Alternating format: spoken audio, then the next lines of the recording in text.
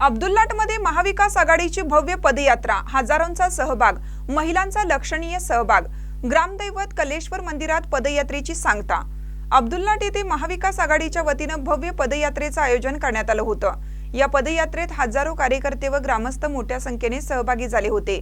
पदयात्रेत विजय भोजे, उमेदवार स्वाती मधाळे, अभिजित मोहिते, स्वाभिमानी शेतकरी संघटनेचे नेते सचिन शिंदे, सुमितीनाथ शेट्टी, महावीर गिरमल, सतीश कोळी, दादासो पाटील, रमेश पाटील, शिवसेनेचे महावीर गाडवे, वृषभ चौगले, सुरेश कोळी तसेच अब्बास नदाब आदी मान्यवर उपस्थित होते.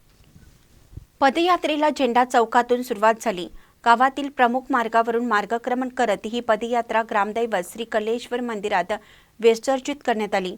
पदयात्रेदरम्यान कार्यकर्त्यांमध्ये उत्साहाचे वातावरण दिसून आलं. विशेष म्हणजे या पदयात्रेत महिलांचा सहभाग लक्षणीय होता. पदयात्रेमुळे परिसरात राजकीय वातावरण चांगलेच तापल्याचं चित्र पाहायला मिळालं. महानकरी न्यूजसाठी दगडू कांबळे, अब्दुल्लाट.